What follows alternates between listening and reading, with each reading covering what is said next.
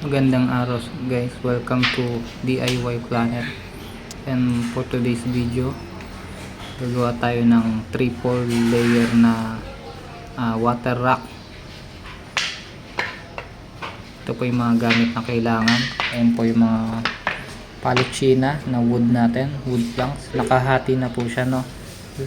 Tapos ito po kailangan natin screwdriver. Kung wala naman kayo, pwede ordinary yung screw. Tapos ito naman po yung yung pambutas. Ayan po yung gagamitin natin. Tapos kailangan natin ng metro. Ayan, bali ang sinukat namin nung una yung 1 inches na paa. So ayan po.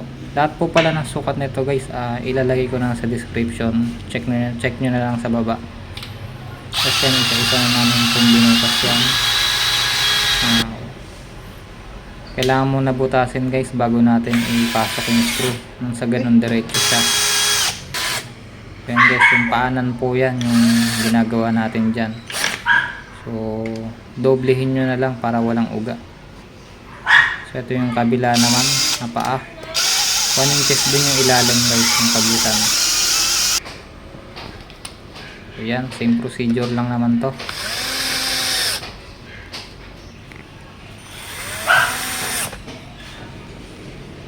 Ayan guys, sa kabila naman, sa kabilang dulo guys.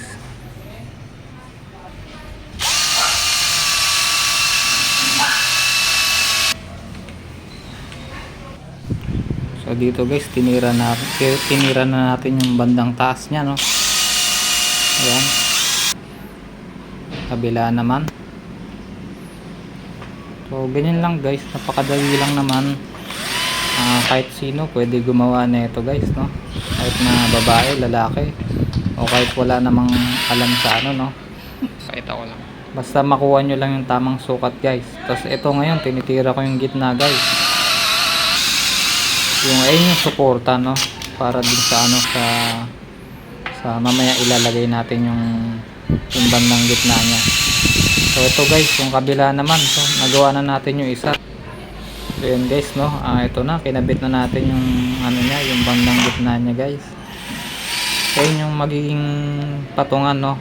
Tapos tinira din natin yung taas guys para pantay na siya simula baba, ayan, hanggang taas, para maging pantay. So dapat baba taas mong titirahin natin bago yung gitna.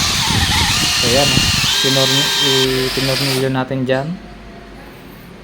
Tapos yan, pwede na siyang bitawan, no, kasi buo na siya, medyo buo na siya. So hindi na tayo mahihirapan mag-assemble. So yan, isa-isa, bali siyam lahat yan guys na planks na ganyan kalaki.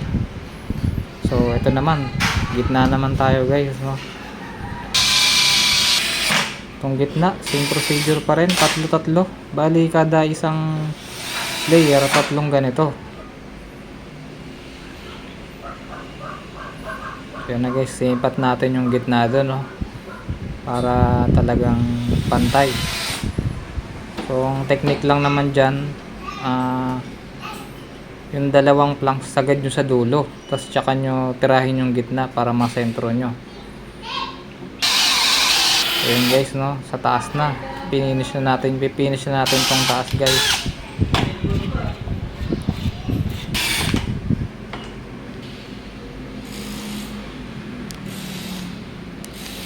Ayan guys, malapit na matapos, konting kembot na lang. So dito naman guys, no, ayan, gitna. Dito naman sa bandang taas, no, meron tayong ganyan. So medyo sobra siya, putulin natin. Ayan, sobra siya.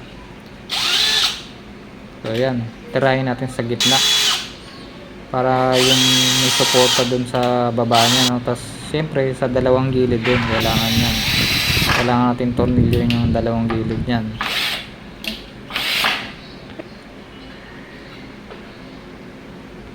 para talagang matibay guys. Pwede rin pala kayo gumamit dito ng mga wooden glue, no, para talagang kapit na kapit yung tibay niya. Optional lang naman yun, pero kung tutuusin matibay na to guys, kahit na screw lang. Tapos ang kagandahan nito na pwede nyo pa siyang kulayan kung anong gusto nyong kulay. Kasi ano pa lang to puro pa lang to, wala pa tong kulay guys. Pero ang ganda niyan, ang ganda na nung kahoy niya. Ito guys, yung gilid na, tinira na natin yung gilid, no. Para talagang parang magkaroon siya ng terrace din sa taas. Baga suporta niya para ayan guys, tapos na. Ganun lang kasimple guys, no. Pakadali gumawa. Please subscribe to my channel guys para sa iba pa nating video. Marami pa po tayong gagawing DIY project, no. At marami pa kayong matututunan sa amin. So guys, hanggang dito na lang ang ating video. Maraming salamat guys. Happy DIY guys.